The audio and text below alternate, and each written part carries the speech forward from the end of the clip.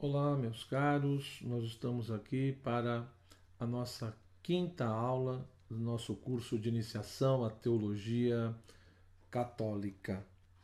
E hoje eu gostaria de falar um pouquinho, de comentar um pouco sobre o capítulo segundo, né, do documento que eu venho aqui analisando, que é Teologia Hoje, Perspectiva, Princípios e Critérios. E nesse capítulo segundo, o título dele é bem interessante, né? O título é justamente o seguinte: Permanecendo na comunhão da igreja. Ora, eu gostaria então de, seguindo o texto, né, chamar a atenção para duas coisas. Primeiro, a importância de fato do estudo das Sagradas Escrituras, né, segundo a fé católica, e também a importância da Sagrada Tradição. A primeira coisa que nesse capítulo 2, né, a Comissão Teológica Internacional nos chama a atenção no parágrafo 20, é que o lugar adequado para se exercer e se fazer a teologia é justamente dentro da igreja. Né, essa realidade eclesiástica, a própria igreja que está ali reunida pela palavra de Deus. Né? E o documento diz: a eclesialidade da teologia é um aspecto constitutivo da tarefa teológica. Por quê? Porque a teologia é baseada na fé, que é ao mesmo tempo pessoal, é uma resposta pessoal, mas também é uma resposta eclesial. Né? Então, como não é apenas uma questão pessoal, subjetiva, mas também tem uma dimensão, né, eclesial, uma dimensão de comunidade, de igreja, existe sim esse aspecto da eclesialidade da teologia. Isso é constitutivo da própria tarefa teológica, ou seja, o fazer teologia pressupõe justamente, né, levar em consideração essa dimensão eclesiológica.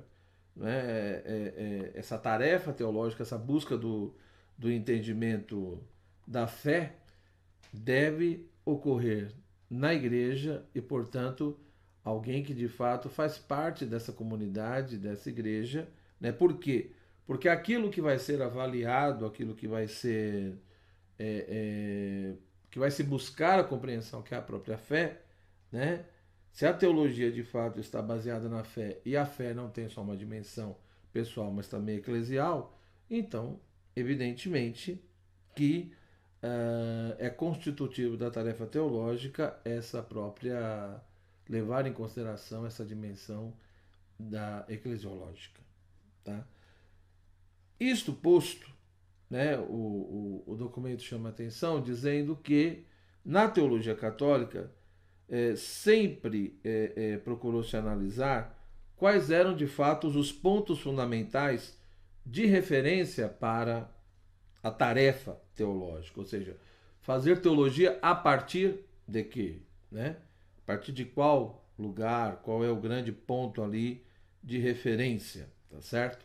E a primeira coisa que o documento chama atenção, nesse capítulo segundo, a partir do parágrafo 21, é justamente essa questão de que o estudo da Sagrada Escritura é a grande alma da teologia. A referência aqui, evidentemente, né, o documento lembra em primeiro lugar o texto, né, do Concílio Vaticano II sobre a revelação, a famosa Dei Verbum, né, que fala sobre a questão do Estatuto da Revelação, etc. E, fazendo uma referência ao número 24 da Dei Verbum, o documento diz que o estudo das sagradas páginas deve ser a alma da sagrada teologia. Né?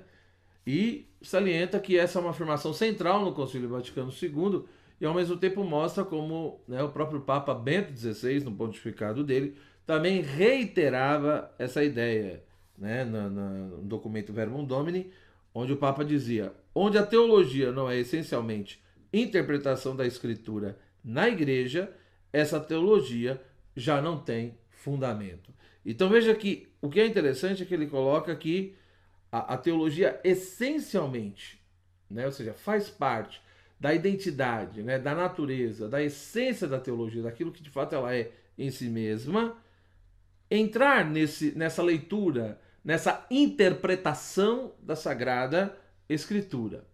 Porém, é interessante como ele também deixa bem claro que essa interpretação ela deve ocorrer na igreja, não é? Não é simplesmente uma interpretação qualquer. E a partir disso, o documento, é lógico, ele vai mostrando cada vez mais, né, a beleza, a importância de se estudar as Sagradas Escrituras, né? E o texto diz claramente: a teologia em sua totalidade deve estar de acordo com as Escrituras. Ou seja, uma teologia que contradiz as Escrituras, né, não pode ser vista como uma teologia católica. E ao mesmo tempo, o texto diz: e as Escrituras devem sustentar e acompanhar todo o trabalho teológico, né? Então é aquela história, é uma teologia com certeza que leva em consideração parte das Escrituras. A grande alma da teologia, né, essa primeira grande referência é a Escritura, né? E portanto a Escritura deve sustentar e acompanhar todo o trabalho teológico, né? A partir disso, é lógico que o documento vai salientar a importância do quê? Né? Se a Sagrada Escritura ocupa um lugar tão especial no estudo da teologia, a exegese, né? A tarefa exegética, que é justamente o quê? Esse estudo, né, rigoroso, científico do texto sagrado, de fato, vai ocupar um lugar central no estudo da teologia, né? E aí o documento diz no item 22, a partir, né, do texto da Dei Verbum, lá do Concílio Vaticano II, que a tarefa, de fato, da exegese, né, diz: a Dei Verbum entende a tarefa de exegese como a de determinar o que Deus quis nos transmitir. Ou seja, o que Deus realmente quis nos falar. O que Deus realmente quis revelar ali através das Sagradas Escrituras, né? E aí, de fato, o documento chama atenção para um ponto extremamente importante, lembrando que isso já foi dito lá no documento conciliar, que para se compreender, né, e para se explicar o significado do texto bíblico, em primeiro lugar, deve-se fazer uso, né, de métodos apropriados, né? Então, essa questão da metodologia, né, de estudo, de análise. Então, para se fazer uma boa exegese, para se ter uma compreensão do texto bíblico, se faz necessário usar não qualquer método, mas métodos condizentes, apropriados, seja no sentido filológico, no estudo da própria língua, né, no processo redacional do texto, como também métodos históricos que leve ali em consideração todo o contexto histórico, como também o aspecto literário, né? Isso é uma coisa extremamente interessante, porque isso mostra o quê? Que por um lado, né, a igreja entende que de fato nesses métodos deve-se levar em consideração a própria historicidade da revelação, ou seja, essa historicidade da revelação é metodologicamente levada em conta, né? E ao mesmo tempo também as diversas formas literárias ou gêneros literários que foram usados tanto no Antigo como no Novo Testamento, né? Então, a verdade revelada, a verdade transmitida, ela vem de formas diversas, ela vem diferentemente apresentada e expressa em vários tipos de textos, às vezes históricos, às vezes proféticos, às vezes poéticos, né? E também em diversas outras formas literárias. E a igreja chama a atenção, dizendo que quando isso não é levado em consideração, nós corremos o risco de termos uma compreensão equivocada do texto bíblico, né? Então, veja que interessante, a exegese pressupõe, né, o uso de métodos apropriados e principalmente levar em consideração também essa questão dos gêneros literários, né? Ou seja, cada livro da Escritura, seja no Antigo Testamento ou no Novo Testamento, existe ali, digamos, um tipo de forma literária, de gênero literário, que deve ser levado em consideração, para que a gente consiga de fato captar, né, e compreender o sentido profundo do texto bíblico, né, o sentido real e verdadeiro. E uma outra coisa que o documento também chama atenção nesse parágrafo 22 é que desde a época do concílio foram surgindo novos métodos, né, que de uma certa maneira colaboraram, fizeram emergir aspectos novos do significado das Escrituras, né? Então, esses métodos novos, de alguma maneira, deram a sua colaboração para que, digamos, toda uma dimensão, todo um aspecto novo fosse apreendido e, portanto, colaborando, ampliando, né, na compreensão do significado das próprias Escrituras. No entanto, o documento também diz que, a fim de reconhecer a dimensão divina da Bíblia, ou seja, para que a gente não entenda a Sagrada Escritura simplesmente como um produto meramente humano, uma coisa é reconhecer que de fato houve a participação dos seres humanos, Deus realmente se utilizou de todo um instrumental humano, né? Mas existe uma dimensão divina da Escritura. Então, para reconhecer essa dimensão divina, né, e também conseguir estabelecer uma interpretação verdadeiramente teológica da Escritura, o texto diz que existem 3 critérios fundamentais que devem constantemente serem levados a sério, né, nesse trabalho exegético, nesse trabalho de leitura, de análise, de interpretação. Então, não basta fazer uma leitura meramente filológica, histórica, literária, é necessário fazer também uma interpretação verdadeiramente teológica, né, do texto sagrado. É necessário ressaltar que, se por um lado ali existe todo o elemento humano e todos os condicionamentos históricos e também culturais, por outro lado, há também uma dimensão divina. E para se identificar isso, o documento diz que, primeiro, deve-se levar em conta a unidade da Escritura. Ou seja, eu não posso simplesmente interpretar um livro da Escritura ou um versículo ou um trecho de maneira isolada, não levando em consideração a totalidade da Sagrada Escritura, né? Desde ali do Gênesis até o livro do Apocalipse. Então, esse é um princípio exegético fundamental, a unidade da Escritura, né? Essas relações de um texto para com o outro, né? Então, levar em consideração essa unidade. Da mesma forma, deve-se também levar em consideração o testemunho da tradição. Como que esses textos foram sendo recebidos, lidos, interpretados, vividos na comunidade cristã.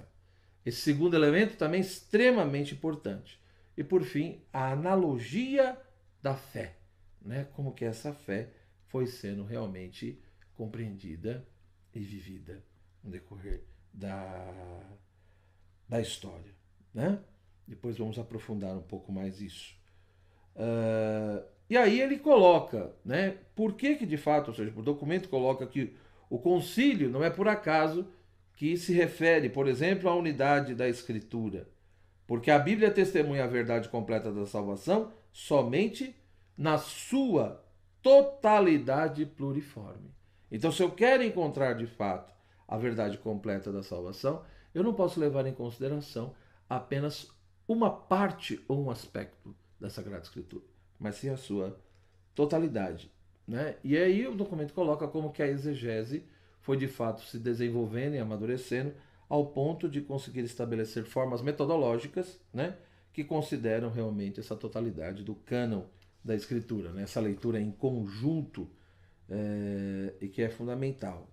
Ou seja, o concílio, segundo o documento, né, de fato, como ensina o concílio, a exegese deve esforçar-se para ler e interpretar os textos bíblicos no contexto amplo da fé e da vida do povo de Deus, sustentado através dos tempos pela ação do Espírito Santo. Então, infelizmente, às vezes isso é deixado meio de lado. Se estabelece, às vezes, uma leitura meramente naturalista e racionalista do texto sagrado.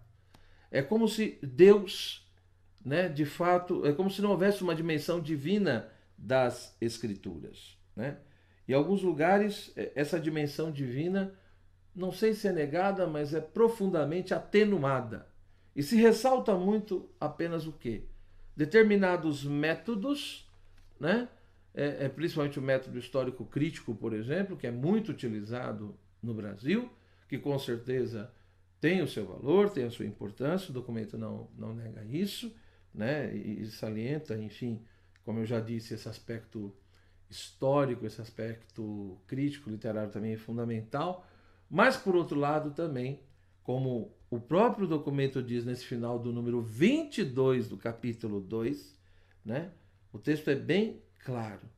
É nesse contexto que a exegese busca o sentido literal e se abre para o sentido espiritual ou sentido pleno da Escritura. Então, na medida em que a gente fica preso apenas a uma leitura histórico-crítico, né? A um método histórico-crítico, é como se, por um lado, nós ganhamos profundamente no conhecimento desse sentido literal, de toda essa dimensão humana, de toda essa dimensão histórica, de todo esse contexto político, econômico, né? Cultural, religioso, etc. Então, ou mesmo todos os aspectos literários do texto, né? Toda essa crítica redacional, a maneira como o texto foi sendo composto, né? E como foi sendo transmitido, e as suas traduções. Isso é muito interessante.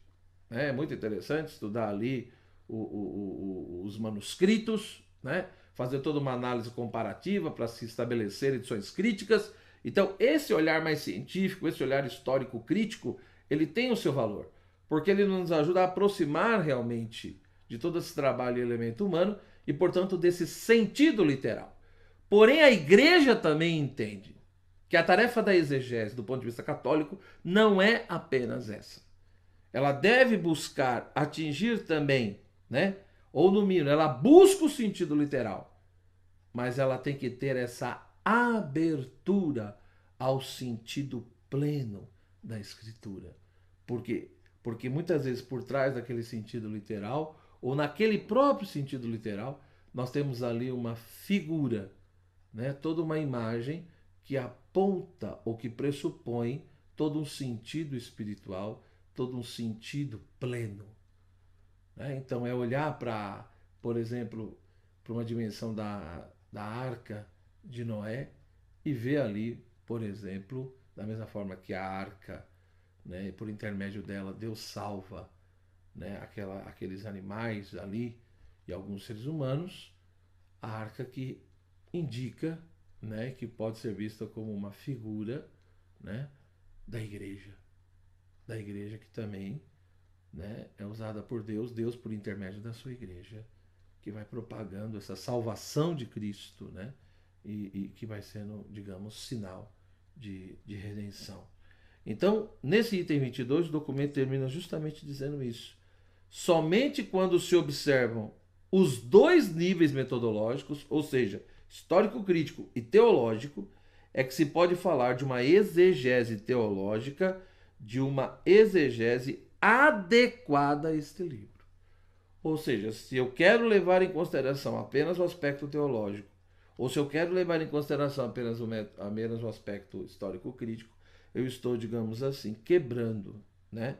Eu estou dificultando, ou eu estou fazendo uma exegese que, do ponto de vista desse documento, é uma exegese que não é adequada. Ou seja, que está sendo feita como não deveria ser feita.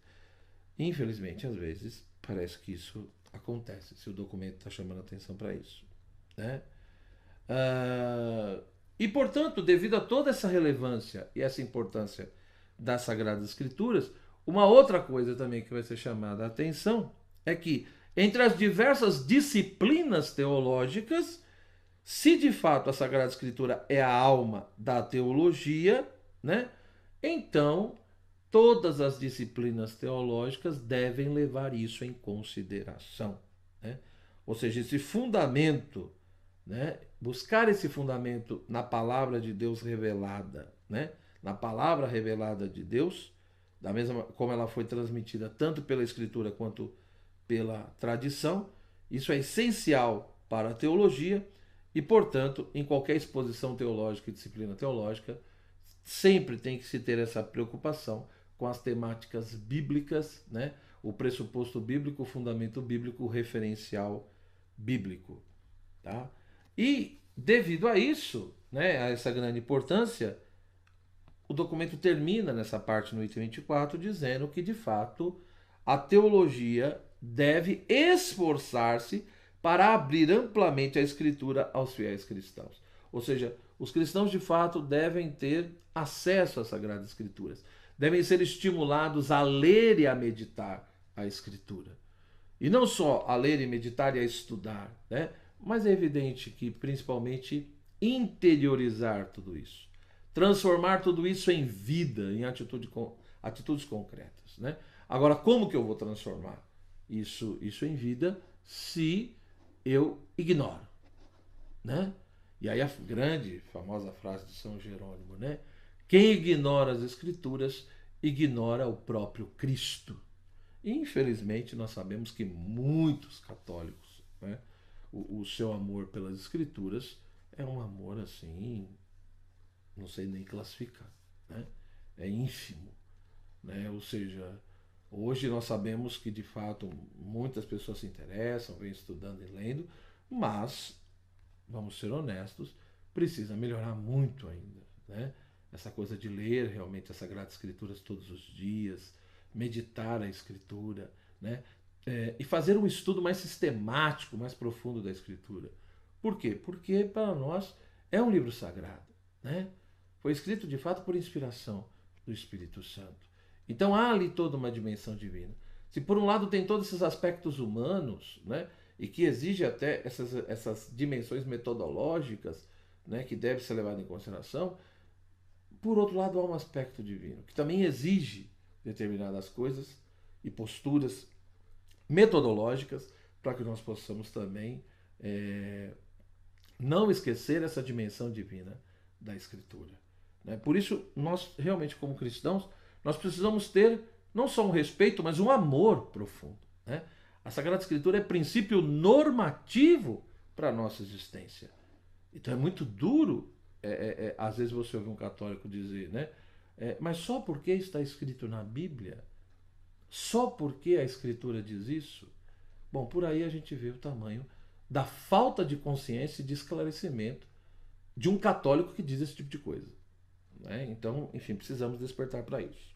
Uma segunda coisa que o documento também chama a atenção é que, se por um lado a Escritura é a alma do estudo teológico, da própria teologia, também existe um outro ponto que é fundamental também para a teologia, que é a sagrada tradição, né? Ou como o próprio título do documento diz, a fidelidade à tradição apostólica. E para tratar dessa tradição, explicitar o que é essa tradição, o texto, no seu parágrafo 25, ele começa fazendo referência ao livro dos Atos dos Apóstolos, né? O famoso trecho do capítulo 2, versículo 42, né? Dizendo: eles mostravam-se assíduos ao ensinamento dos apóstolos, à comunhão fraterna, à fração do pão e às orações. E, segundo o documento, esse trechinho descreve, digamos assim, ou ele traça antecipadamente todo um aspecto de doutrina e de vida sacramental da igreja, né? Da mesma maneira que toda a sua espiritualidade ou compromisso com a caridade, digamos assim. Ou seja, esse texto ele expressaria, digamos assim, todo um estilo integral, né, da fé cristã, da comunidade cristã. Então, aqui o documento apresenta, digamos, uma primeira aproximação e definição dessa tradição apostólica, né? Ou seja, a transmissão desse estilo integral de vida no Espírito é justamente a tradição apostólica. Então, quando falamos de tradição apostólica, é lógico, aquilo que vem dos apóstolos, né? Pressupõe toda essa dimensão da comunidade primitiva, do nascimento da igreja, né, do seu estabelecimento e desenvolvimento, e a figura dos apóstolos ali, evidentemente, é uma figura fundamental, né? Então, a partir disso, vai se estabelecendo todo um estilo de vida, e um estilo de vida no Espírito, né? Movido pelo próprio Espírito de Deus. Ora, a transmissão desse estilo integral, ou seja, sem deixar nada de lado, mas a transmissão desse estilo integral de vida no Espírito é a tradição apostólica, aonde de fato, né, Alex orandi, Alex credendi e Alex vivendi, elas estão juntas e são transmitidas. Ou seja, por um lado, toda essa dimensão da oração, né, de como rezar, da regra da oração. Por outro lado, a regra da fé, o que de fato devemos crer. E por outro lado, a regra da vida. Que tipo de vida, né, de conduta o cristão tem que ter. Então, o rezar, como orar, o que crer, mas também como viver. E, portanto, todos esses aspectos estão presentes nesse estilo integral de vida movido pelo Espírito, né? Ou seja, todos esses aspectos estão presentes nessa tradição apostólica. E por isso, o teólogo, ele não pode desprezar, né? Ele não pode deixar de levar em consideração o que essa tradição diz. Mas, ao mesmo tempo, no parágrafo 26, o documento também chama a atenção para uma coisa muito interessante. Que a tradição é, portanto, né, a partir da referência de um texto da Carta aos Coríntios, que foi citado anteriormente, o documento procura dizer que a tradição não pode ser vista como uma coisa morta, mas como algo vivo e vital, como um processo contínuo em que a unidade da fé encontra expressão na variedade de línguas e na diversidade de culturas. Ela deixa de ser tradição se fossiliza. Então, se vira um fóssil, né? Se vira simplesmente ali um registro morto, já não é mais tradição do ponto de vista católico. E quando nós falamos então de tradição apostólica, nós estamos falando de algo vivo, vital. Nós estamos falando de algo que pressupõe, né, um processo contínuo, onde essa unidade da fé ela vai encontrando toda uma diversidade de expressão nas várias línguas e culturas, né, desse povo que vai se inserindo na Igreja de Deus, dessas diversas culturas e línguas que vão adentrando, digamos, esse povo de Deus. Então, isso é importante, porque muitas vezes se entende a tradição como uma coisa meramente morta e petrificada, né? É interessante como algumas pessoas dentro da igreja, quando se fala tradição, parece que a tradição só é até um determinado período. É lá nos primeiros séculos, ou é até a Idade Média, ou é até o Concílio de Trento e por aí vai, né? Os mais diversos grupos especificam onde realmente começa a tradição, onde termina a tradição, e o documento vem e deixa bem claro. A tradição não é fóssil, não é uma coisa morta, petrificada. Ela é uma coisa que existiu e continua existindo. Ela é um processo contínuo, onde essa fé que busca a unidade também, de uma certa maneira, permite, né, toda uma dimensão de expressão numa variedade, numa pluralidade de línguas e diversidades, né, de diversidade de culturas, né? A tradição, portanto, tem lugar no poder do Espírito Santo que guia a igreja à verdade plena. Então, essa própria tradição, que é uma tradição viva e não uma coisa só lá do passado, ela vai ajudando a guiar a igreja, como Jesus prometeu aos seus discípulos. A guiar a igreja a quê? À verdade plena, né? Estabelecendo firmemente a memória de Jesus, mantendo a igreja fiel às suas origens apostólicas. Então é óbvio que dizer que a igreja é uma coisa viva, ou que a tradição é algo vivo e vital, isso não quer dizer também que a compreensão que se tem hoje, ou todo o entendimento que se tem hoje, possa contradizer ou negar, né, tudo aquilo que já foi vivido antes. Por isso que há a dimensão viva, vital, de movimento, mas ao mesmo tempo é um processo, sim, mas é um processo que pressupõe continuidade e não ruptura. E aí vem outro extremo, às vezes, dentro da igreja. Algumas pessoas, se tem por um lado aqueles que interpretam a tradição como uma coisa morta e parada, que só está ligada ao passado, por outro lado, tem aqueles que querem salientar essa coisa da tradição como uma coisa viva e vital, mas no sentido da ruptura, né? Do novo. Algumas expressões que alguns até usam, né? Como se a igreja pré-conciliar fosse uma, pós-conciliar fosse outra. Né? E, portanto, essa igreja pós-conciliar é como se ela não tivesse nenhuma ligação, nenhuma relação de continuidade com a história do cristianismo, com aquilo que a igreja sempre viveu ou foi vivendo, aquilo que a igreja acreditou, aquilo que a igreja ensinou, né?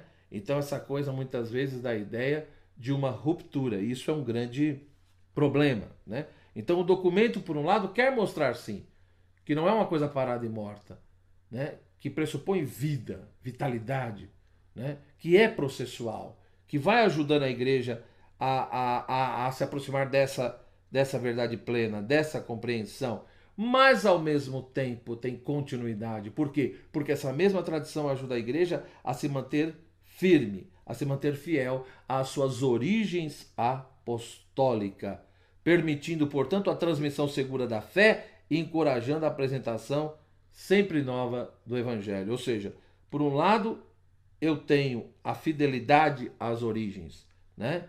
E tendo fidelidade às origens, eu posso transmitir de maneira segura a fé, o depósito da fé que foi recebido. Portanto, a igreja é uma guardiã. Ela tem que guardar, preservar o que recebeu para transmitir às gerações futuras. Mas nessa transmissão e apresentação, ela sempre também apresenta de uma maneira renovada, de uma maneira nova, o Evangelho de Cristo, né?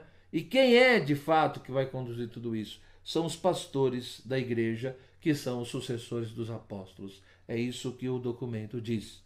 Ele salienta isso, né? E coloca que isso é uma coisa que não poderia ser esquecida. Tá? Bom, nós vemos aqui então, repito, é interessante como o documento chama atenção para duas pilastras fundamentais. Dois lugares a partir dos quais a teologia deve ser desenvolvida. Ou seja, a Sagrada Escritura e a Sagrada Tradição, né? A Sagrada Escritura e a Sagrada Tradição. Não é à toa que o documento no parágrafo 30 diz: na fé católica, ou seja, de acordo com a fé católica, a Escritura, a tradição e o magistério da igreja estão inseparavelmente unidos. Eu não posso escolher simplesmente qual que eu gosto mais e quero seguir.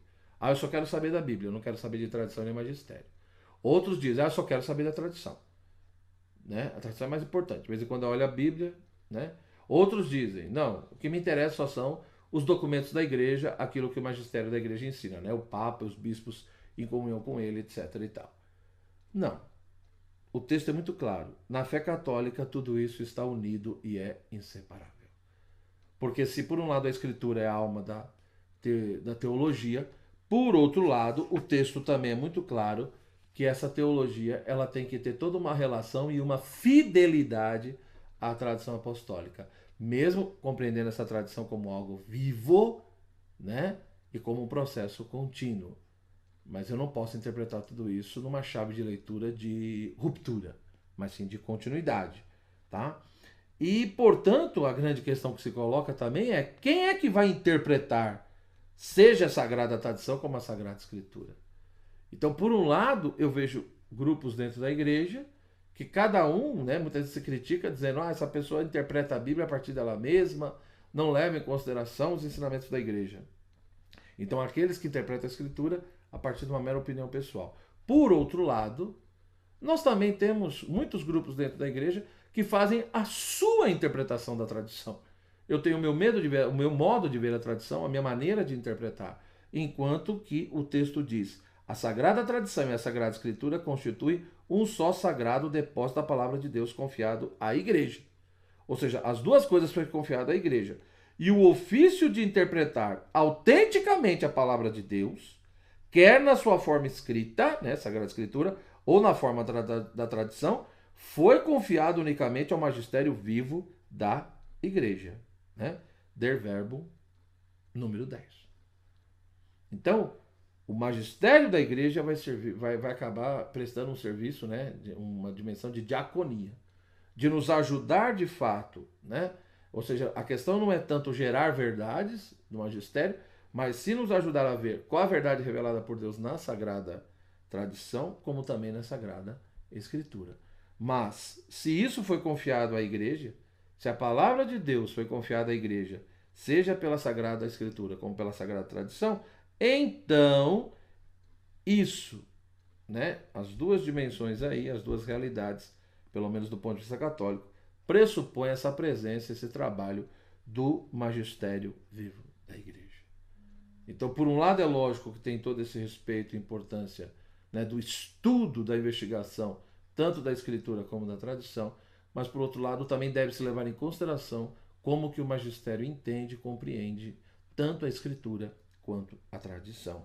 E aí, de fato, a partir disso, vai se estabelecendo, né, toda uma teologia católica, todo um modo católico de se fazer teologia, tá bom?